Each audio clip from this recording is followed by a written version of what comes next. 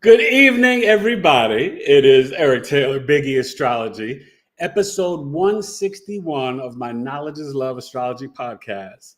And tonight, I have a very special, amazing guest, Miss Amy Robeson, who, oh my God, an Akashic Records reader and teacher, DNA activations, light language, shadow and trauma work healer. I mean, I can go on and on. How are you this evening, my dear friend, Amy? How are you? I'm so good, Eric. How are you? Oh, I'm so excited to officially meet you and have you on the show and all this good stuff and to share you with my audience who is just, they're the best and they love to learn and meet different healers and light workers and all different types of people that come on to my show. And of course, I like to tie everything in to the astrology. Yeah. So right off the bat, I will share Miss Amy, you guys, is a Libra rising, as we can all see, because she is a natural beauty. And that Aries sun in the 7th house. So I want to start from the beginning. Young Amy, what was it like growing up in your home? And in terms of all this that you are now, could you have ever imagined or envisioned this? And were some of your gifts nurtured by your parents? So my grandma was an astrology reader, a tarot card reader. And so like she taught me how to do tarot at a young age. My mom was the type of person that we weren't religious, but she said you don't need to go to church in order to believe in God. You can believe in God. And then we always talked about different things growing up. Like my mom had a gift of knowing when people would transition and she would help them to the light. She was a nurse. And so if someone transitioned, she would know exactly when they would pass away because they would visit her. And if it was at nighttime, and then she would go and check the chart at work, and sure thing, it would always be the time that they would come and visit her in the middle of the night if they transitioned at nighttime. And so those things were like a common thing to talk about. And it wasn't until I was older that I didn't realize that most families didn't talk about those things, where it was just like common. It didn't feel weird. It didn't feel odd. It didn't feel like anything. And even my step family growing up, they were very open to spirituality. And I don't think that we use like words like intuition or anything like that back then. We were just very into different things. And we talked about things like my grandma, like even would say, we have a ghost in the house, or like she lived in like an old mining town, and her old house, I believe, was like an old saloon. And so you could hear like the old saloon music. And so like there's different things that were just like, they were normal conversations that weren't ever like batted an eye, like that they were weird or strange. But growing up, like I would have like premonitions or dreams of things that would happen. Like I had a dream like when I was 4 that my mom brought home this like lemon knickknack, and that she had it on the coffee table, and then it broke.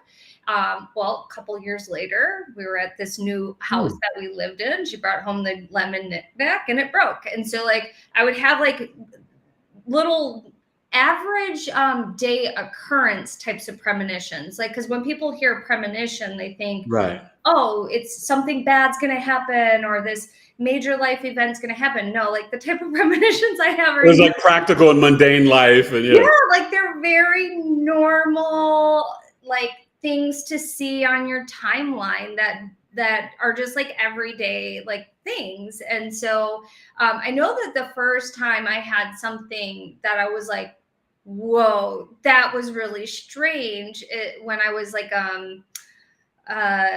maybe it was like 10. I don't remember the exact age, but we were going to go visit my step family in Texas. And I remember just being so excited because we never went on vacation as a kid. And Right. so I just remember being so excited to go on vacation. We were going to Yeah. leave the state. We're going to drive all the way from Wisconsin to Texas. And I remember going to bed that night, and I had a dream that of what the house looked like, who opened the door, that there was a queen mattress in the living room, that the house was near a railroad track. Wow. And I've never seen a picture of this house, never been to this house. Like, this was my stepfather's grandparents. Okay. And so I knew nothing about this. I've never left my state ever. And so we got there 24 hours later, and the exact person answered the door. The house looked exactly the same. There was a queen size Whoa. mattress in the living room ready for Oh us my to sleep on. gosh. And so, it's those little things that happen, that I love those little things. And that was like the first time that I ever remember, like, wow, that was so strange that just happened. Right. But I didn't think much of it. It was just like, oh, okay, no big deal. So you just said like an amazing spiritual and astrological mouthful. And you guys, hello to everyone in the chat. We're gonna get to you. Hi, We're everyone. gonna get to you guys soon and stuff. So, but okay. Keyword vacation, 10 years old, and that sort of dream and vision. Mm-hmm. Amy, you guys, has Uranus, Sagittarius, third house. That just described everything you said, including the stepfather and the family. And I'm just like, I love these real life stories and different things that highlight the gifts of all the people that come on. And this is one in terms of your writing and learning and communicating, and even those elementary school years, that Uranus and Sagittarius, it really speaks to that spiritual awakener and the freedom and liberation and the exploration, but getting these like downloads and visions literally like of a trip, Mm-hmm. and that's so right in line with Uranus third house Sagittarius, kind of along with like what you said about the saloon and the ghosts, because you guys, Amy has the Jupiter and Neptune in Capricorn in the fourth house. So building to kind of like where you are now through the high school, college years, like what was your kind of like 3D world job? And then what got you into Amy Robeson now? Yeah. So, in high school, I grew up in a really strict household. My stepdad was very, very strict. And so the second I could get a job, I got a job. And I worked, because being out of my house meant safety, and also it meant freedom. And Okay. so, like, for me, I worked the second I could work. I worked full time. And then at the time, my mom got, so like my teenage years, I have two different phases of my life, Okay. before my parents got a divorce and after my parents got a divorce. And so the second my life really started to begin when my parents got a divorce, because I was allowed to do things. And so I was able to go out and have fun and do things with friends. And I wasn't a bad kid. It's just my stepdad was very protective and didn't want us to get into trouble, or didn't want anything to happen to us. And he was a severe alcoholic, so we're dealing with that as well. And so And that's the Neptune in the fourth house. Yeah, I yeah. was wondering about that. Okay. So for me, once my parents got a divorce, and I love my stepdad, it's just being an alcoholic. It's a disease. It's a disorder, and Yeah. and it's hard. It's hard on everyone. Yeah. And so when my parents got a divorce, I worked so I could have anything that I wanted in terms of like, I wanted a car, I paid for that car. If I wanted this, I wanted clothes, I paid for that. I paid for my schooling, paid for all that stuff, so that I could create the life that I really wanted. And I knew that sky was the limit. Like, if I thought it was possible to do, I was going to do it. And there was nothing that was going to hold me back from doing it, except my own fears. And so if I got caught in a cycle of fear, if I can't see something, if I can't see through it, I can't take action on it. So that's just my personality in general. If I could see through what I need to do, I'll go and do it. Otherwise, I kind of just like, I'm sitting there spinning my wheels, stuck in the mud. And so as a teenager, I worked my butt off. Like I had one full-time job, 3 part-time jobs, and went to school full-time in college. So I could go to college, and then I got like a big girl job when I turned 21. And I knew when I got my big girl job that I wasn't going to do it forever, but I didn't know what I wanted to do. Again, if I can't see where the through line is, I don't know what to do. And so when I met my husband and moved to Charleston, I was like, because I went back to college, I got my degree, I thought I was going to go and sell medical devices, and I couldn't get a job to save my life. Moving to Charleston was not on the plan. And like my first spiritual teacher said, doesn't matter what you're doing, you just need to study. Like that's the only thing that you need to do. And so I started studying. And when I started studying is when like I just follow the energy of what presents itself to me. And if I follow it and I like it and I get a full body yes, I'm going to do it. And you know, it started with yoga, and then it started with meditation, and then it started with dream interpretation, and then it started just spiraling into this like world of spirituality that I would have never guessed in a million years that I would be sitting here talking to you or talking to anybody about this stuff or teaching it. And for me, it comes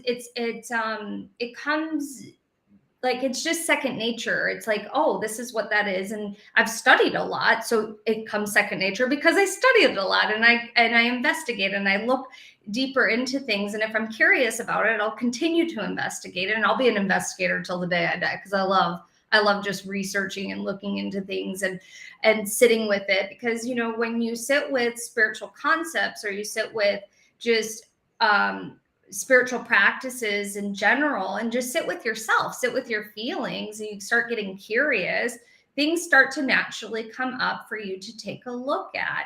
And if we can take a look at them through the lens of love, with a lot of curiosity and a lot of compassion, you can start seeing things that maybe aren't true for your soul, but were created through conditioning and created through fear. And that's the thing that I love the most about spirituality, is that things change as you get older and perceptions change, and nothing is forever. Nothing is set in stone, and you're allowed to change your mind at any point in time. And it's just really cool to witness and to experience.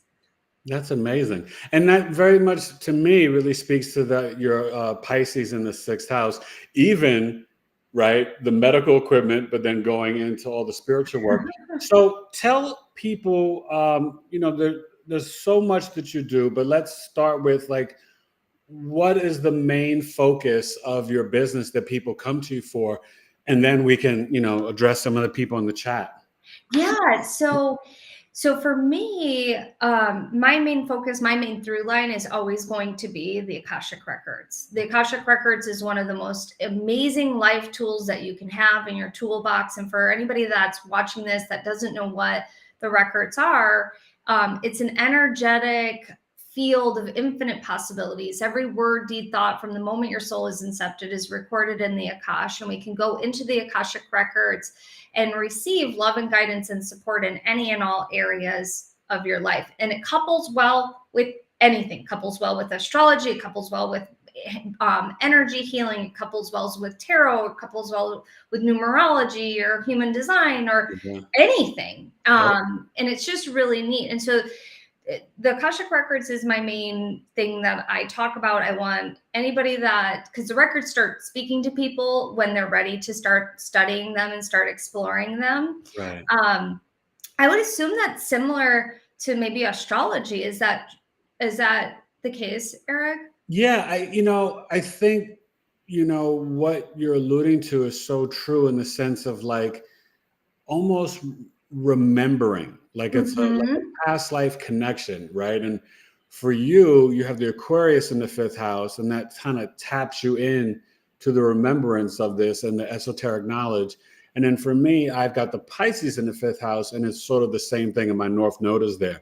So I really, as I started to kind of get back into astrology and then jumped in and started to study to become a professional, it was just like, it just like poured. And it was just like, I was learning it at a rate, and really, I realize now, remembering it faster than like made sense, excuse me. So it was just like beautiful. And, so for you, in terms of your own spiritual guidance and intuition, when you're doing the Akashic records, does that kind of lead in to the DNA activation with clients or light language? Like, explain that to us. So for me, I do everything. Like, so if I'm do a healing, a meditation, an activation, an attunement, I'm doing it in the records.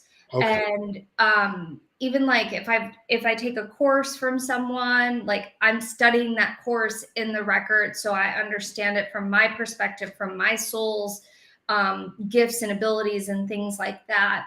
And so for me, I like along the way, I collect tools or I'm guided to do something. So for example, like when like the guardians, the masters, teachers, and loved ones of my Akashic records are like, you're going to start speaking light language. I'm like, I don't want to start speaking light language. And they're like, just go ahead, go. And I'm like, I don't want to do it. Like, it's weird. I don't want to do it. Like, right. The Aries sun and Aries Venus is like, no. Yeah, no. And but I just like it just kept coming and coming and coming and coming and coming. And so I was just like, finally, I'm like, all right, let me do it. And it was insane when I first started channeling light language publicly.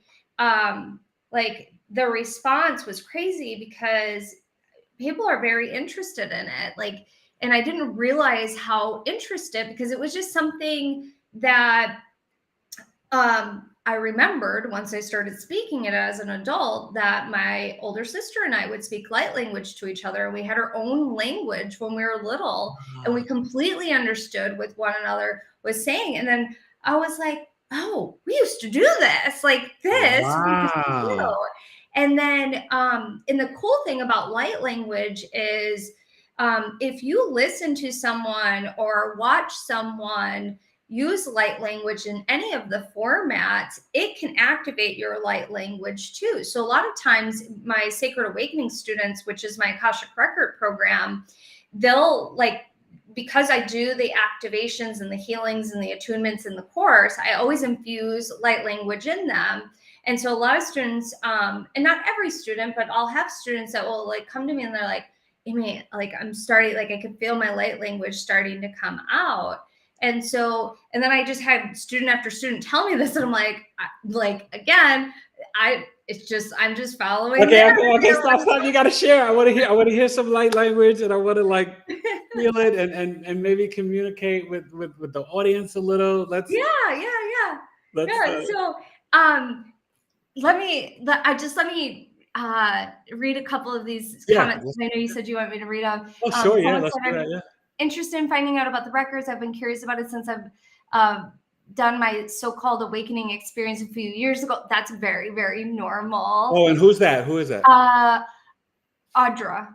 Oh, yes. Audra's great. Yes, Audra. And I'm sorry, sweetie, if I'm saying your name wrong. No, Audra died, yeah. And then someone said, my girlfriend took Amy's Akashic Record course and said it was wonderful. Would love to take it one day. Yay.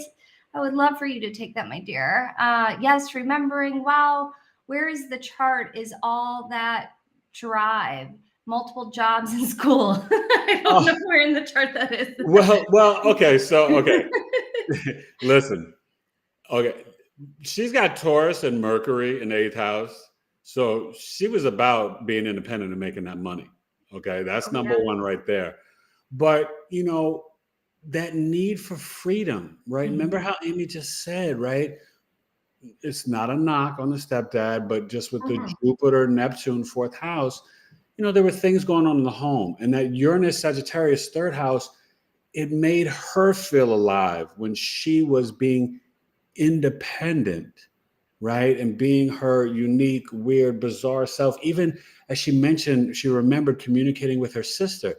Well, it's the Pluto, Mars, and I believe Saturn in her second house in Scorpio, speech, family values, but the Uranus Sagittarius. Uranus, you guys, is where our soul in this lifetime, right, is seeking the freedom and liberation to break social norms, to fracture structures, And she was like, I'm going to work, making my own dollars, making my own cents. You know what I mean? And I'm sure for you, you felt liberated when you did that, correct? Oh yeah, I totally did, because like no one was going to tell me what I could do and what I couldn't do. I had my own money and I could do it. And my first job was waitressing, and so I would beg my GM if I could just have as many hours as he would give me. Wow. And back then, like, you're 16 years old, you're making like 100 or 200 bucks a night. Like, that's a lot of money back then. Oh yeah, that's very Jupiter Capricorn, you guys. She was like, and see, a lot of people don't get this, right? Jupiter at home in Sag and Pisces, it does well in a myriad of signs, at least 5 or 6, but at home in Sag and Pisces, exalted in Cancer. So that tells you it's in its full in Capricorn. But don't think that that's a bad placement. Many people who have Jupiter and Capricorn are not only extremely successful, but it becomes part of their philosophy and wisdom and beliefs, right? And their fortune to strive and achieve and to climb the ladder to make something out of their lives for success. So that's where astrology can show you that sometimes, you guys, if you have placements that you think are, quote unquote, bad or negative, they're really not. It's just different energies that you have to work with in different ways. I love this, Eric. Like, I love learning about different placements, because again, astrology doesn't land in my brain like the way it lands in your brain. I think it's awesome. Lisa said, awesome, thank you, Uranus and Sag. And then Michael said, hi everybody, hello. Hey, you guys.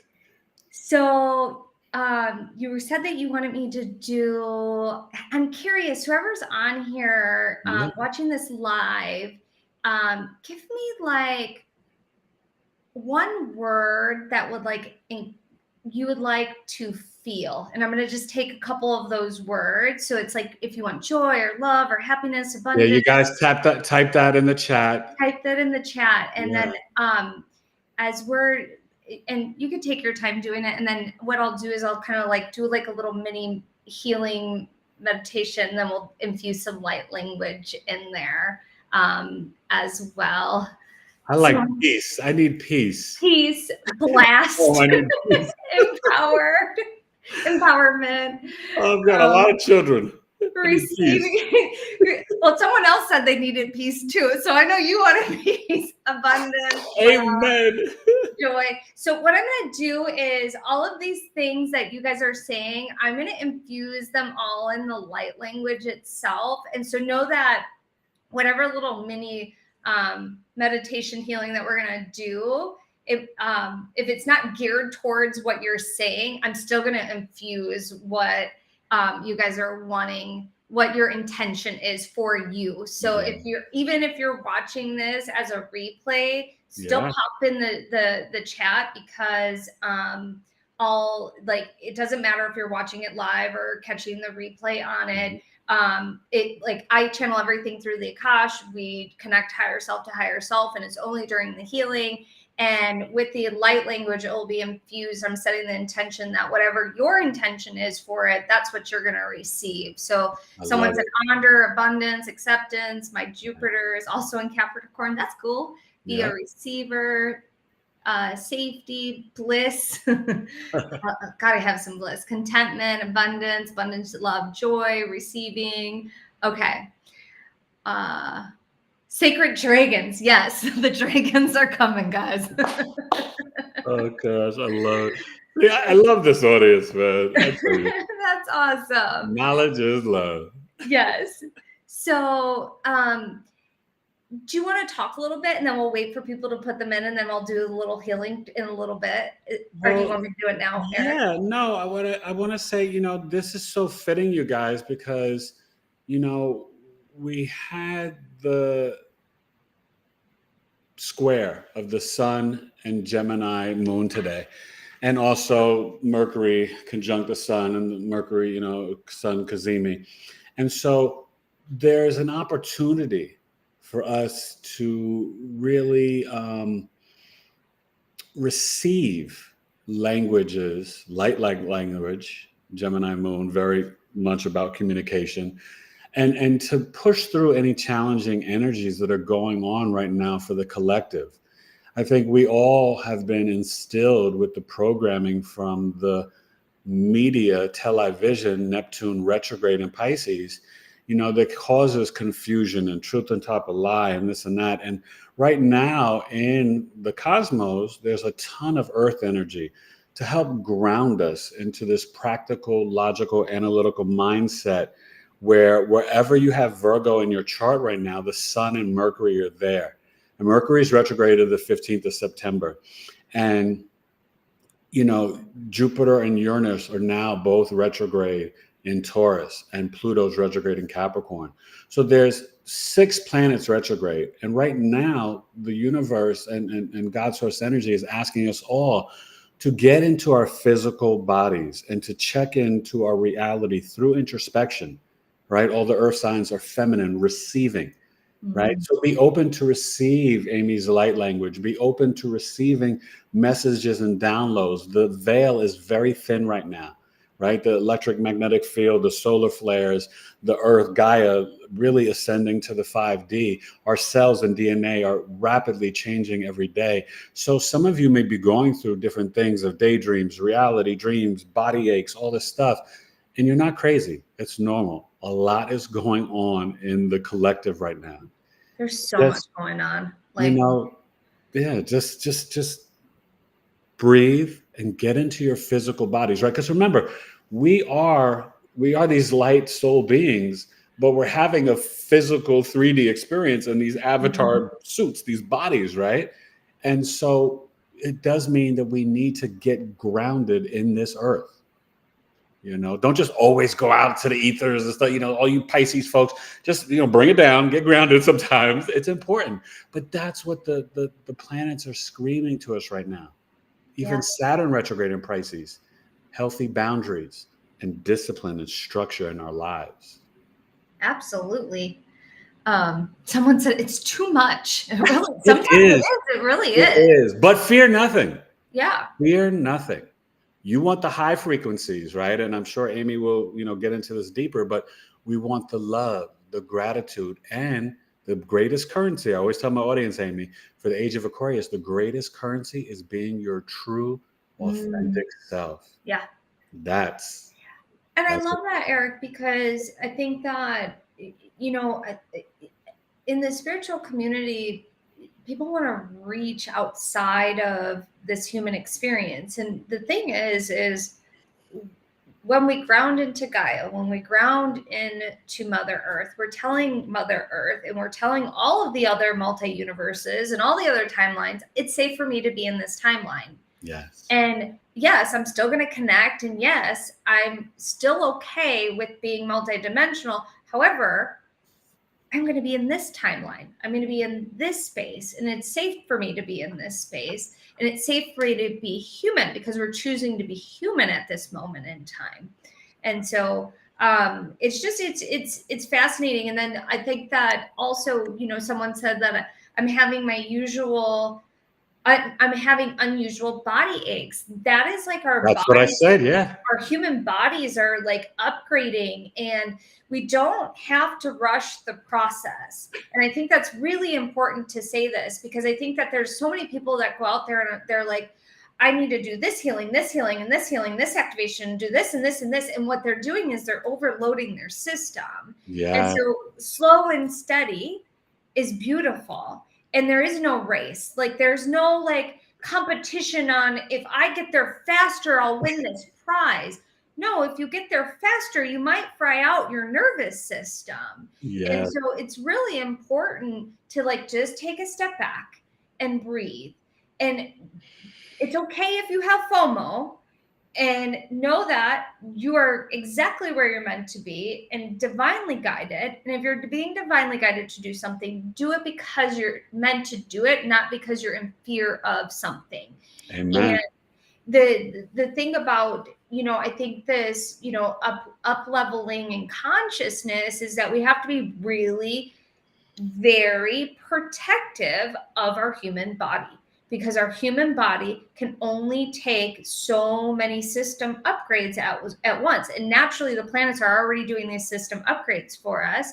And so if we are taking care of our mind, body, soul, we get to also be the director of how that up leveling looks like, and we can do it safely. And I think that that's really important, because you don't need to fry out your system, and you don't need to have this what is it called, like a spiritual crisis. Like, you don't have to have that experience. It can be slow and gentle, and it can integrate slow and gently as well. But Right, because people could get to the panic attacks if they, like, especially if you start going down the rabbit holes and you're having your awakening, and you just run away rejecting everything that you once knew in your past life of 3D reality. And I want to separate this and divorce that and leave this job and this and that. It's like, whoa.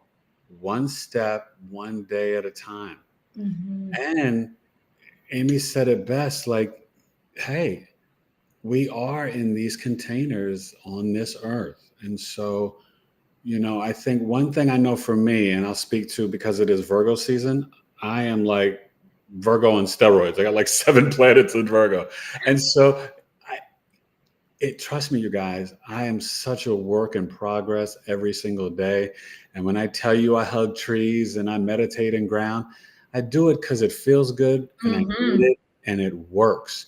But I need it, right? Because I guess in some ways, people say they're recovering Catholics. Well, I'm a recovering Virgo, because I have stopped being overly self-critical of myself and others, because I tell people with Virgos, for the most part, we want to help fix and repair, right? Virgo's about service, humanity, the wheat and the medicine. We want to help others. Virgos never try to break or tear other people down. I mean, maybe if they're like low vibrational, but just the intent in general is to be of service and to help. And I had to retire, and that's what I tell my clients, Amy, to retire from negative self-talk. Mm-hmm. Yeah, absolutely. And remember, your subconscious mind is listening. So don't gossip, and don't talk smack about others, and don't talk bad about yourself. If you are going shopping at the store and you forget to pick up something, you're not a fool or a dummy or an idiot. It's just as my 3-year-old son used to say, Daddy, I made an accidente. It's just an accidente, okay? It's an accidente. And guess what? When you go back to the store later on that night or the next day, you don't know. It's an infinite amount of possibilities. That same item could be on sale. You may find 2 or 3 other things you wanted to purchase. You may have a conversation with someone that you learn or benefit from, or you may share your light or teach or help uplift someone else. So, like Amy said, you are where you're supposed to be. So give yourself compassion, grace, and mercy. And I know that's never really spoken about or taught in this world. We're so tough on ourselves and others, and we got to stop it. Yeah, it's okay to be human. Like, it really is. And we're not striving for perfection. We're striving for experiences. And that's what is really important to know. Because I think that if we take a step back and it's like, how can I experience this day to its fullest? What does my body really need? Like, what does my mind really need? What does my soul really need? You'll get a completely different answer than if you're just stuck in your head all day. And I love that you talked about the your subconscious is always listening. Your subconscious can never take a joke. It does not know the difference between sarcasm and truth. It just takes it all as truth. And so You have to keep that in mind. That doesn't mean that you're not going to make a mistake. We have so many thoughts in the day that it's impossible to catch them all. But if you take a step back and you're like, why did I just say that? This is where I call it, it's like getting super curious. Like, why did I just say that? Or, oh, I keep saying those things. Like, how is that helping me? And how is it hindering me? Because if you're constantly saying something, even if you don't think it's that big of a deal, if you take a step back and you go, like, let's say you always say, I'm always late. Like, I'm always late. That's not really that big of a deal when you're saying that. But if you think about it, you are literally writing that into your reality that you are always late no matter what. And it's just always going to happen. And so what's happening internally to all the other parts of your being is they're stressing out and they're making sure that you're always late. So like once we start changing these things start really shifting. And the thing is, and I'm just hearing to say this again, we're not striving for perfection. We're striving for experiences. And that's what we're here to do, is we're experiencing life. We're experiencing humanness. And it's really cool opportunity that we get to experience at this moment in time, even though the world is super crazy right now. But like, we're going to see a massive shift. And it was funny because I remember like channeling things in 2018 where it's like something really big is going to happen in 2 years, like something big is going to happen. Never in a million years would I have guessed that it was going to be the pandemic or COVID or anything like that. Like, never. And so, you know, like, everybody's talking about this massive awakening that's going to occur within the next few years. And we have no idea what that even actually looks like. And so it's kind of mind-boggling to even wrap your head around, like, what is that going to look like? And I can't wait. I can't wait to show up with my popcorn. Oh, yeah. No, I know.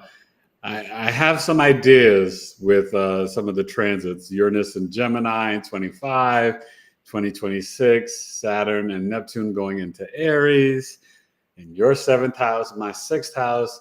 I have some ideas that you know, you guys could always go and watch my videos that they were I'm excited to see what happens. Yeah, they were channeled messages, and you know, but I think that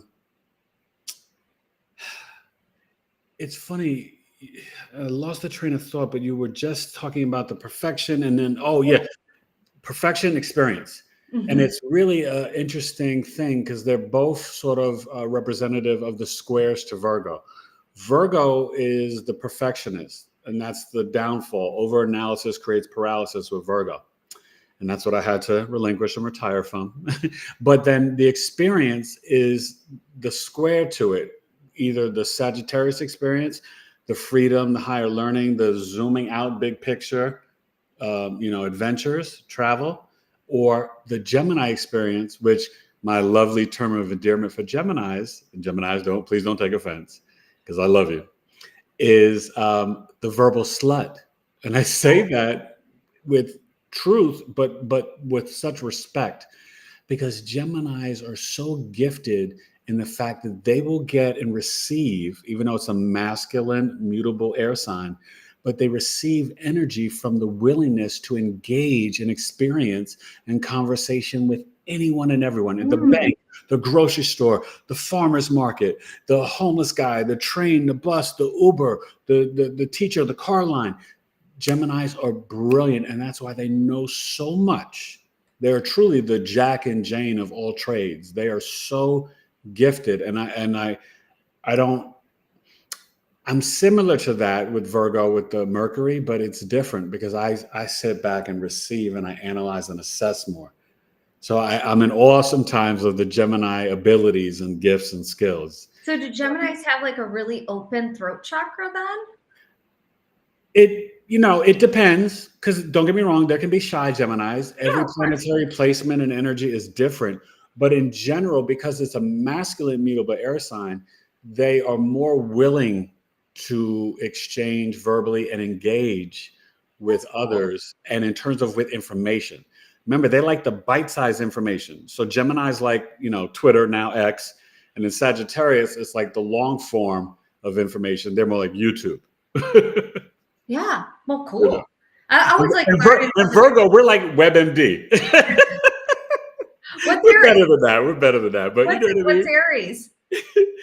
Oh God, Aries. I guess if you're looking at the social medias, maybe Aries would be like Snapchat or something. Oh, or, really? Aries is like, because one thing about Aries, right, it's the childhood genius, where Aquarius is like the old sage wisdom genius.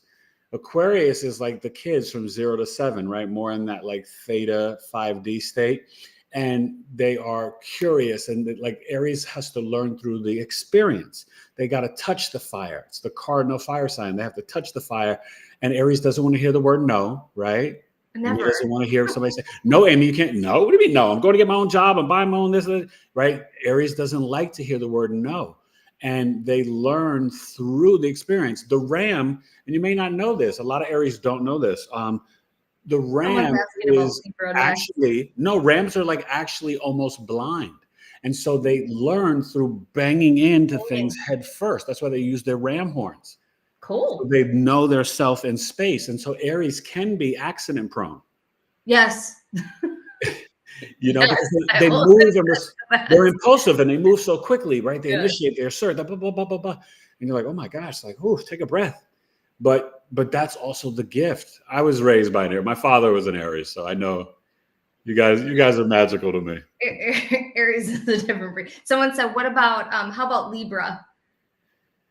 Well, it's so opposite, right? Libra is about relationship and considering others. Yes, it's the devil's advocate. Yes, they can be passive aggressive, but Libras enjoy communication and experience, and they are brilliant listeners.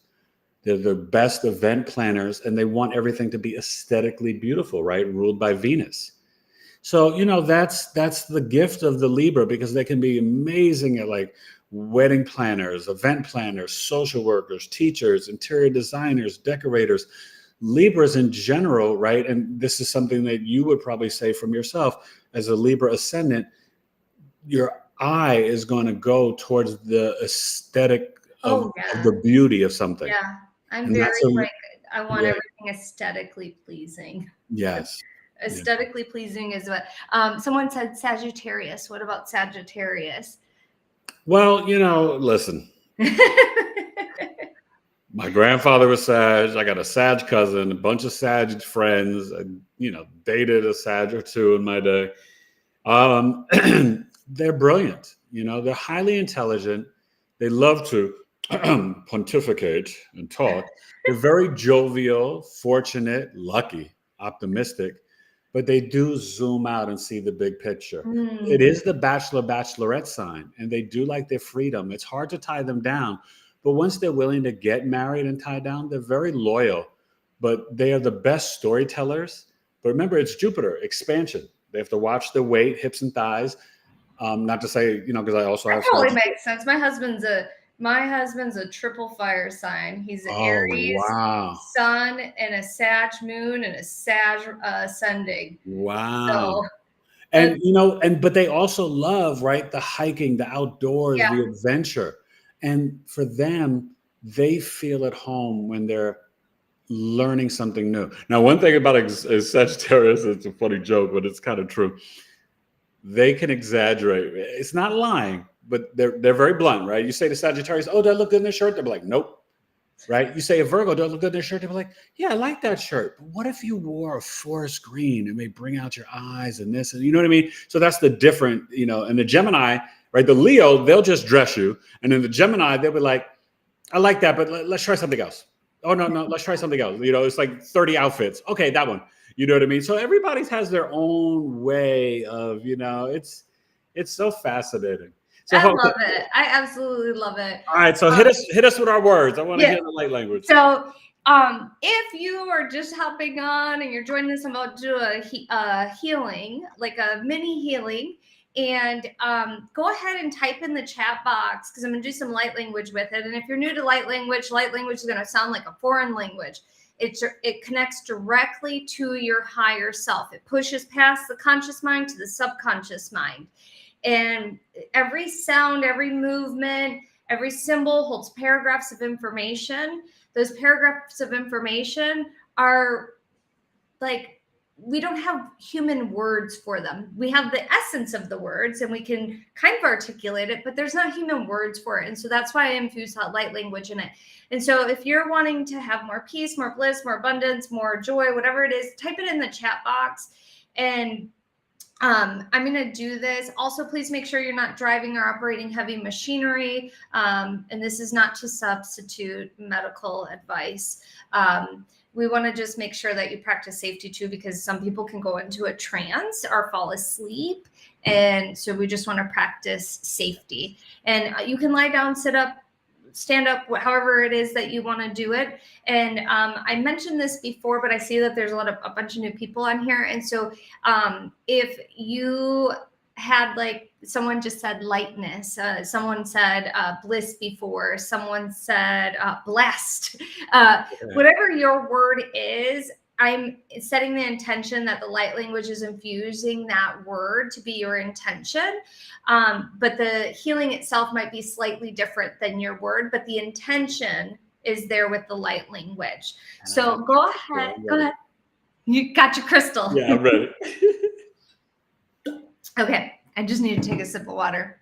I've been talking so much the last couple weeks. I just need lots of water. Okay, so go ahead and close your eyes, drop down into your heart space, sink into the sacred nectar of your being. And I want you to sense, feel, or imagine that there's a beautiful golden lotus flower that has pink iridescent and green tones to it. And I want you to step into this beautiful pink iridescent green lotus flower. And when you step in, I want you to notice the beautiful nectar inside the lotus flower. This is a part of you. This is the nectar, the honey of your soul. And I want you to take a sip. And when you take a sip, I want you to just allow it to be so sweet and tickle your taste buds. And I want you to breathe and savor this honey. And as you're breathing and savoring this honey, there's this beautiful golden light that starts to shower you with love. And as it's showering you with love, your grounding cord is rooting into Gaia. It's moving down through all the layers of the earth. And as it's moving down, it's moving to the center, which is a crystalline ball of energy. And I want you to plug your grounding cord into Gaia. And I want you to feel that honey move from the tongue all the way down your chakra system and into Gaia's heart chakra. So not only is she feeding you, you are blessing her with some sweetness, some love. And I want you to inhale, breathe her energy up into your body, into the cells of your body and being. And I want you to exhale. And I want you to breathe in and out with Gaia. And as you're breathing in and out with Gaia, I want you to imagine that beautiful golden light that's showering you with love starts to vibrate and penetrate through your auric field. And as it's penetrating through your auric field, it's sweeping and clearing anything that doesn't belong to you, anything that does not serve you, anything that's of a lower vibration, of a lower frequency, and it's washing it out. It's cleaning it out. Sukara sinemo tarahi sinemo tarakaha. Shinakaramu taraba tarasi turukumoto batarsinemo paparasi mokamatasiaha. And then I want you to feel, sense, or imagine your crown of your chakra reaching up towards the sky, towards the heaven, towards the great I am. This is the masculine energy. And this energy is going to stream into you just like Gaia is streaming into you and creating a perfect balance of masculine and feminine. And I want you to feel this energy moving through your crown chakra so it opens you up to higher levels of consciousness, to dreams, to desires that are ready to come to fruition. I want you to feel your heart expanding.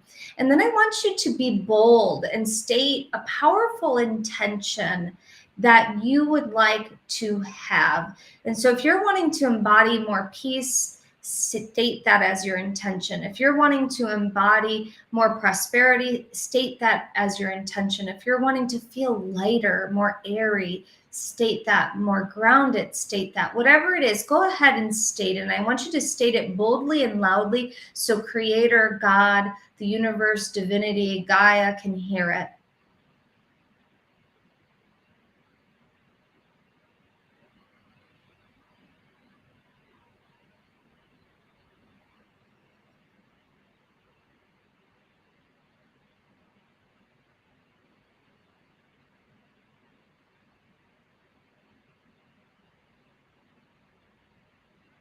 And I want you to breathe this intention into all the cells of your body and being, and allow the light language to infuse your intention and amplify your intention, allowing it to send an echo out into the universe to bless you with that very thing. Suka tarabota kamatara sinamutara maha shinakaramutara ki sinamutara maha sunamotura kamatur karere sinamutara kaha shunamati sinamata toka patra sinuturu mandukere sinamutara ha. And then what's going to happen is Gaia, she's going to send you a love message. This may come through as a feeling, a sensation, a memory. You might hear it, you might sense it, you might know it, you might see it, but she's going to send you a love message. And it might be related to your intention, it might not be. I want you to go ahead and receive that.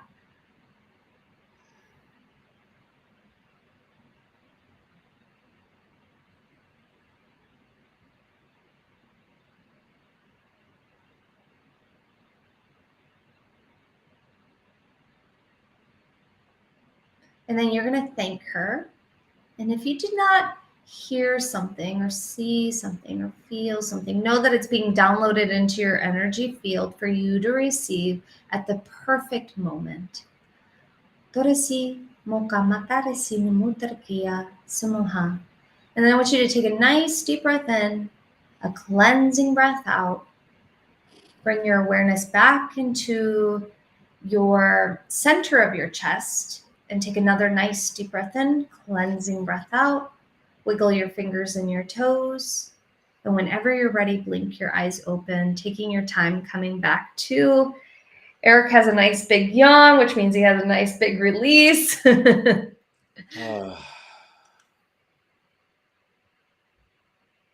was so nice. How are you feeling, Eric? Well, it's so funny, right? We were talking before we came on the air, and it was just a busy day, a lot of different things with the family and my children, and father of 4 boys, but 3 at home. And so I was a little, I don't want to say anxious, maybe just a little stressed before the show. On edge. So much going on. Yeah. That's kind of like, felt like I just was able to kind of transmute all that and then kind of get centered. And now I kind of feel back within myself and consciously aware that there's nothing to worry about, there's nothing to stress, and that everything is good. Yay, I love that. It's beautiful, and it's so fitting that you're on today and we're doing this because so today, you guys, it just so happens to be tonight, the 2-year anniversary of when I fell into a coma. September 6th. I went in the hospital August 29th. And so I guess in some ways it has been on my mind the last few days.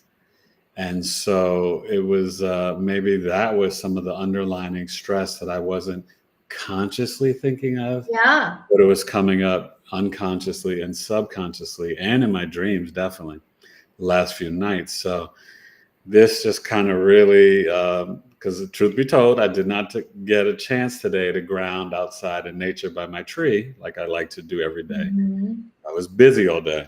And so this was just perfect. Thank you. Yay. Centered me and really, I'm glad you feel better. And like, what a big anniversary. Like, that's huge, Eric. Like, it's very huge. And I think that sometimes when we have stuff like that, that's really big.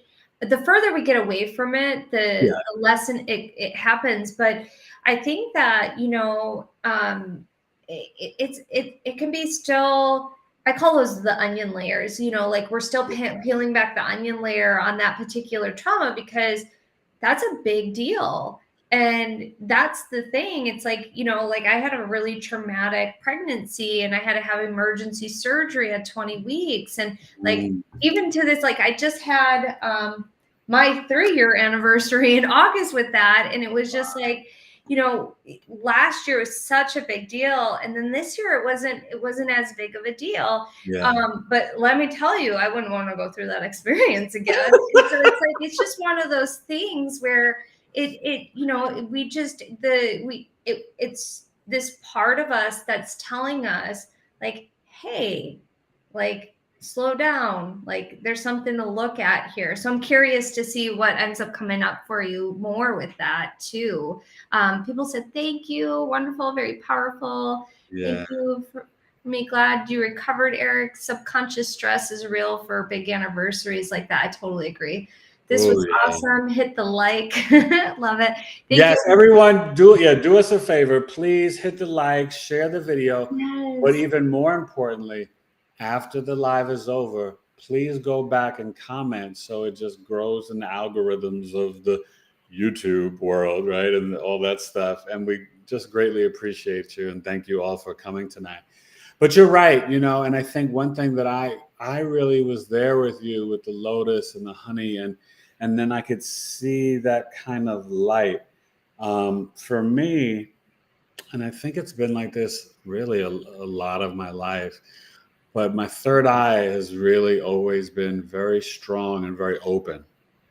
And so I can visualize, and I know it can be challenging for some people, but I visualize for sure very easily. And I see things, and, and so it's just really fascinating. And I mean, to literally like the golden light and the lotus and the honey, and then I just felt it like pouring, through me and in me, and the grounding, and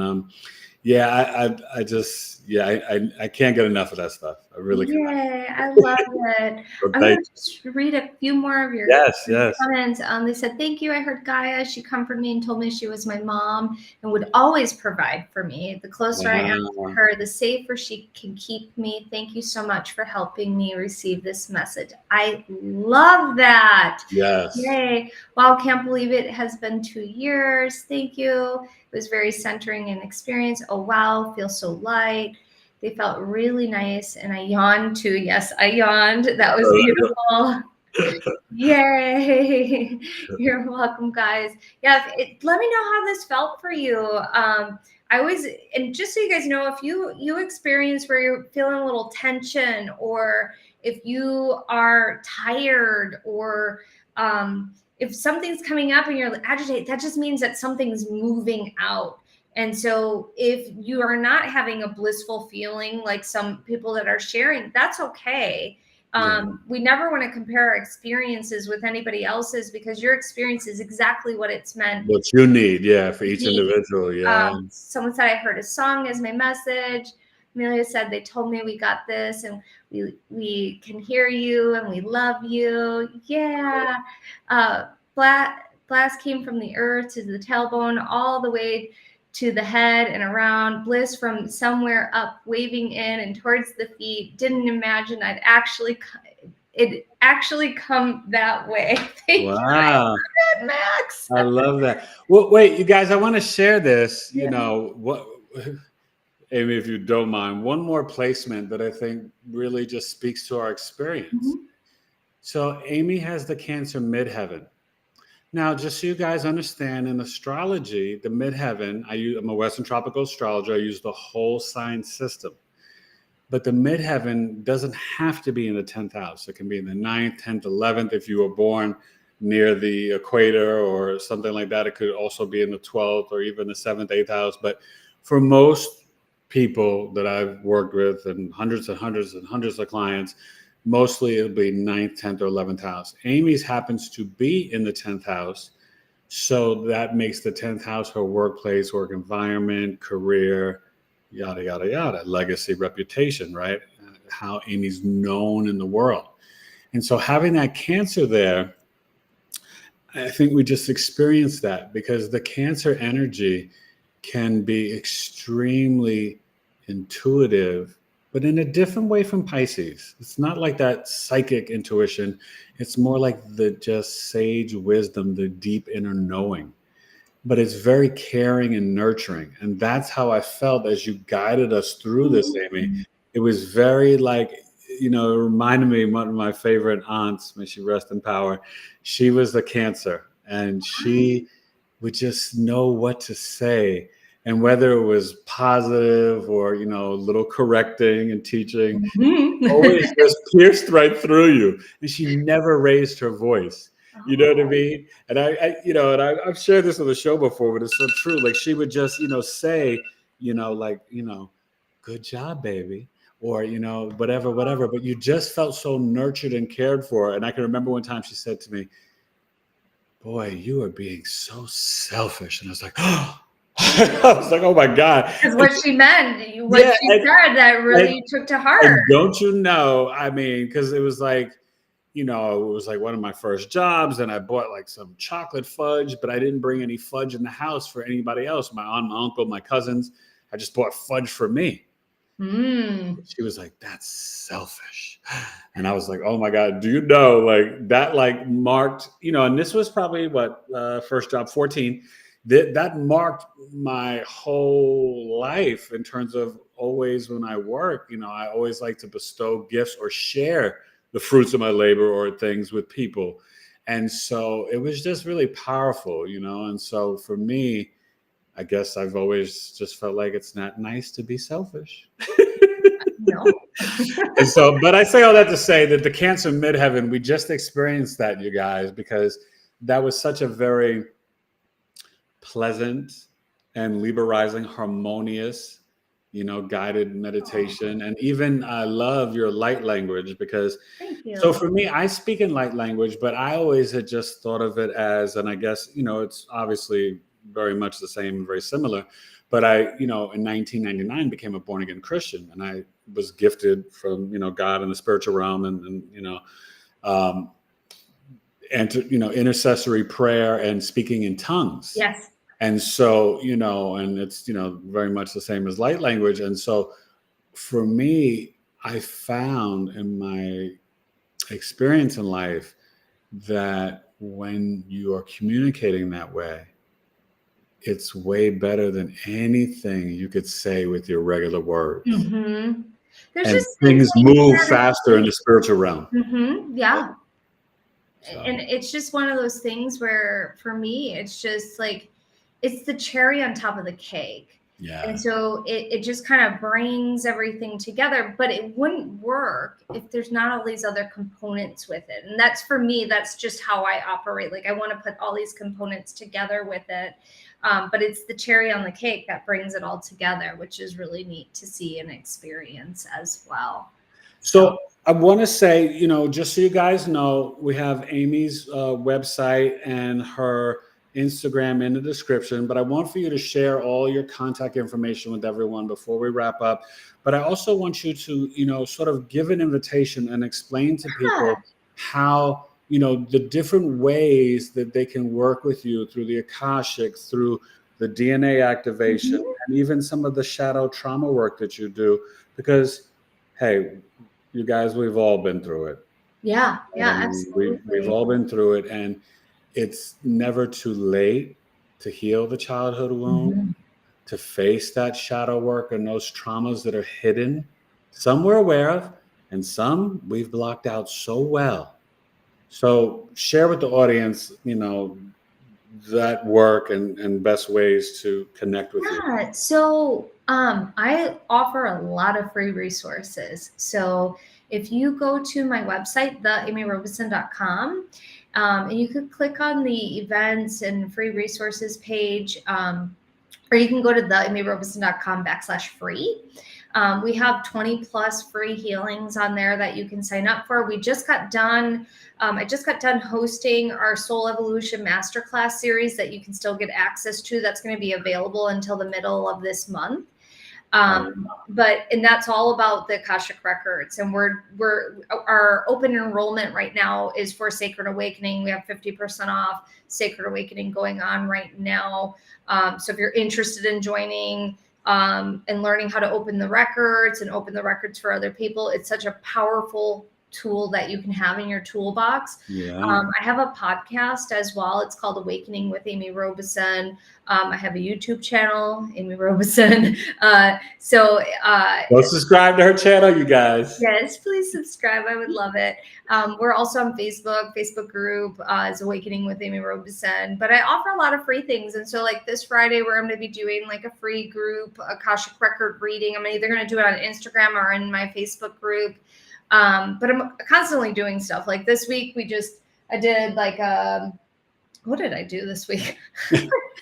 I don't even know. Like, it's been crazy. He's like, it wasn't me. It was my clone was just, I did a group reading. I did a free, today I did a free abundance, prosperity, money healing. Everybody loves the money talk. Yeah, so I just did that. And so if you're interested, like you can go check out all those things on my in my Facebook group for sure. But if you sign up for the Soul Evolution Masterclass series on my website, you can get access to all the replays in the replay page. And if you go into my Facebook group and get access to it, like there's tons of like hours and hours of free resources that you can get access to. I mean, we just did like an ancestral healing and soul lineage healing. Like we did so many cool things in the last like 2 weeks because we have our open enrollment for Akashic records. My Akashic record course is called Sacred Awakening. And so like I love showcasing all the different things that you can do in the records. And it's such an amazing tool. Let me ask you this about that. I know every practitioner, has their own way and their own gifts and niche.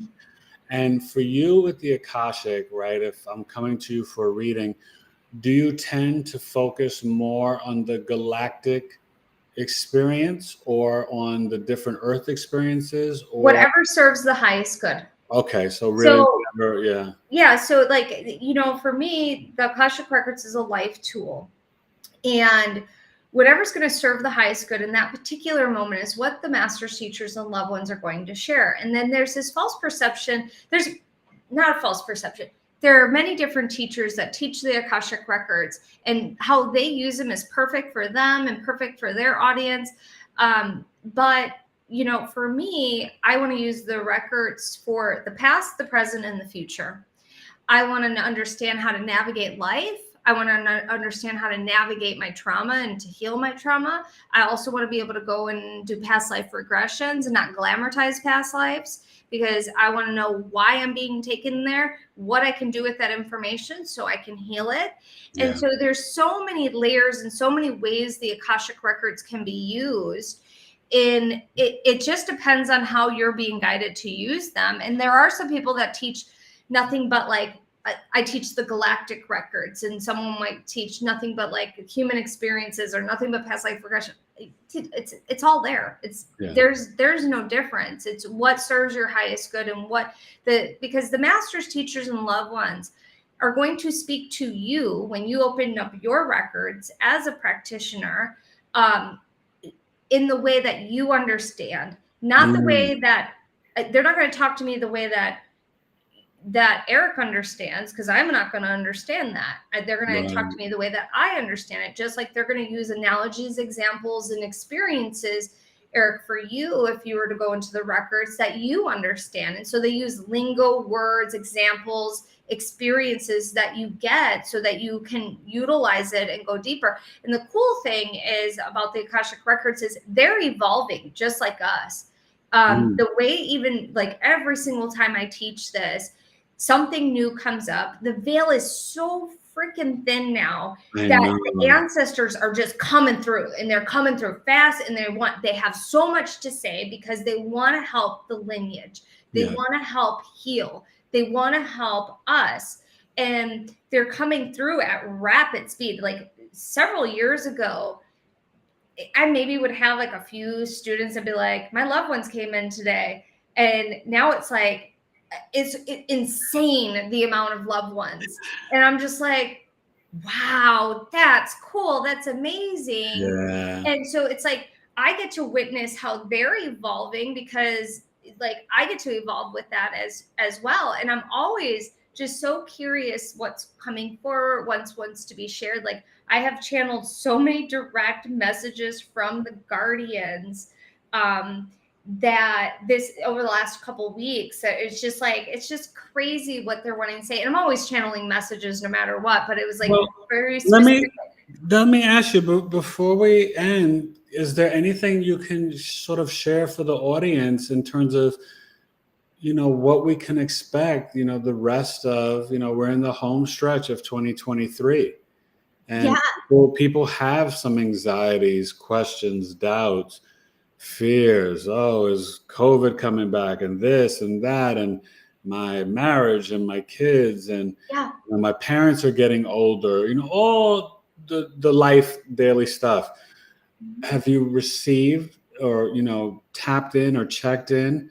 And what do you feel is on the kind of like on the agenda September to December? So this is what the guardians are sharing. So I call them the guardians, or the masters, teachers, and loved ones.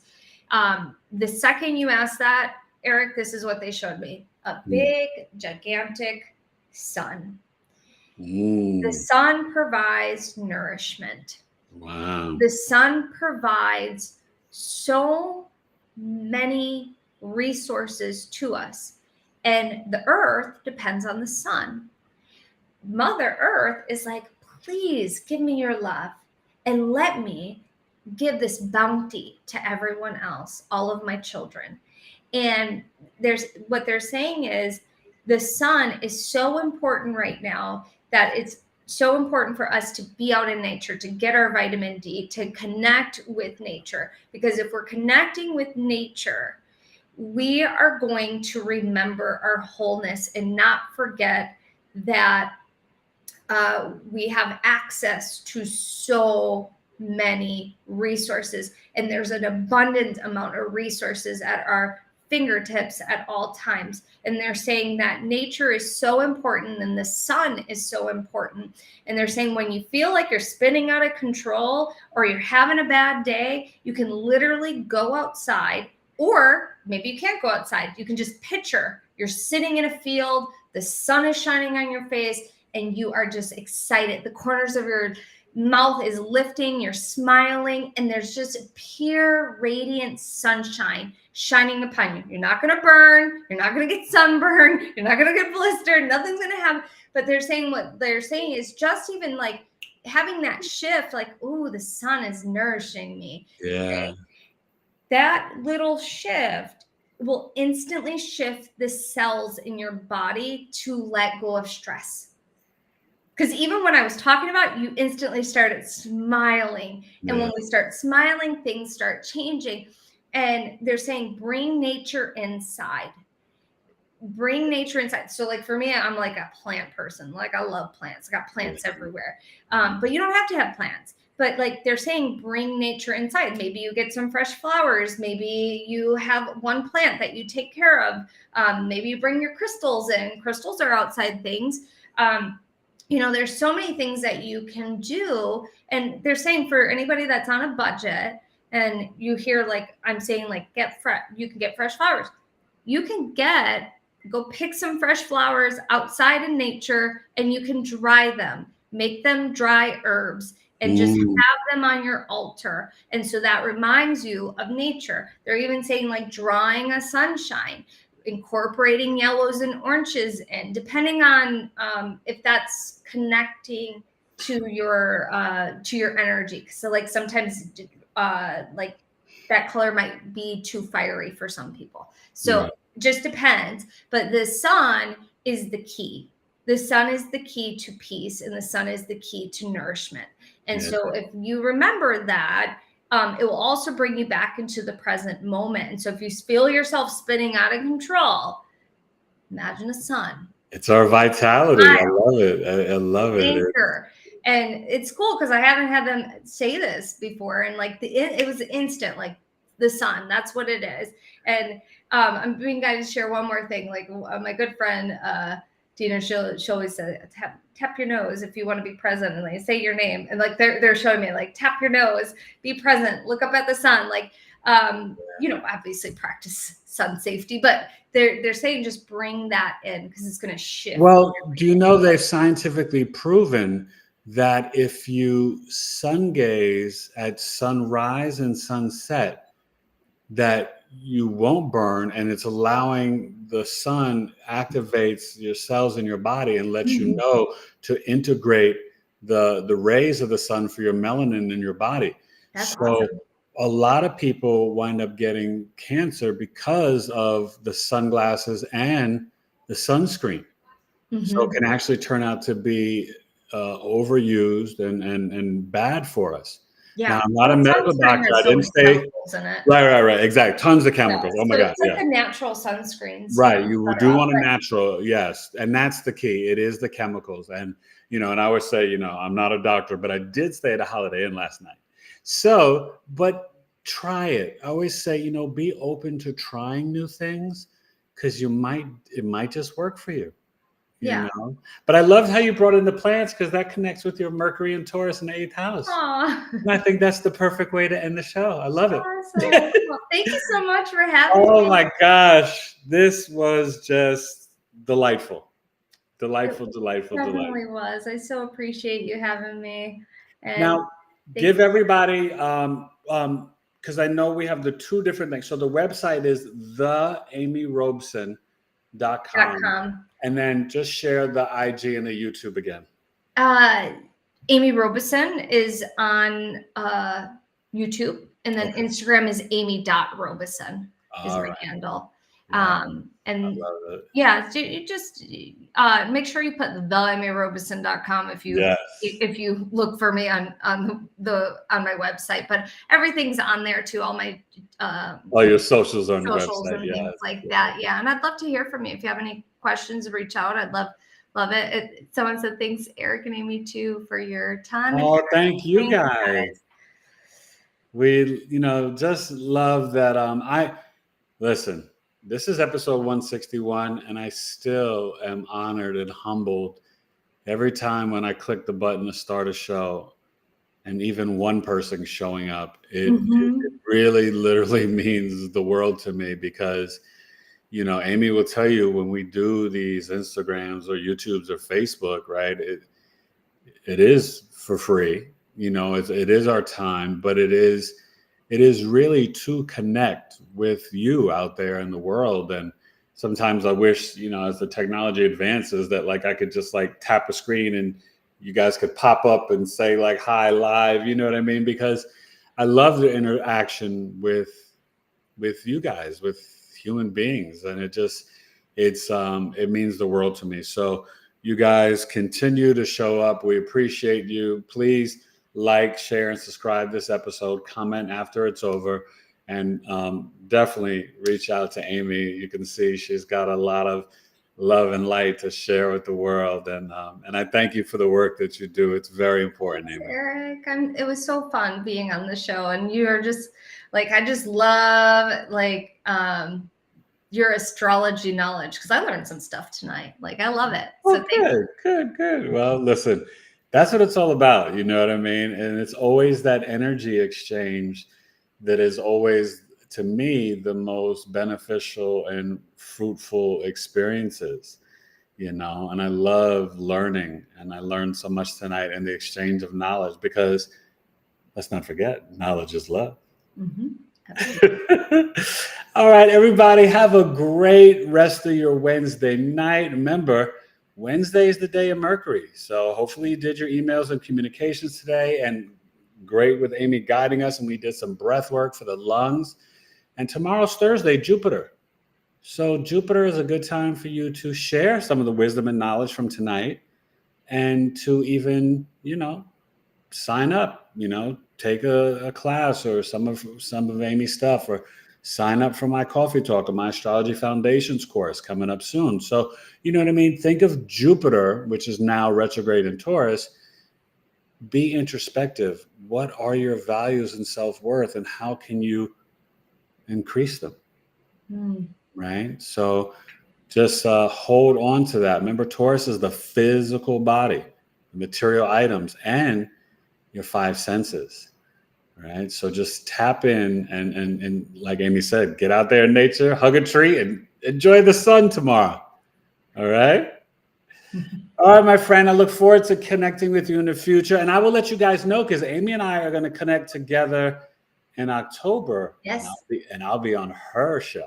Yes, I'm very excited for it. All right. So stay tuned. We will keep you updated and informed. And everybody have a wonderful evening. Bye. Episode 161, Knowledge is Love. Thank you, Amy. Thank you. All right. Bye, you guys. Bye.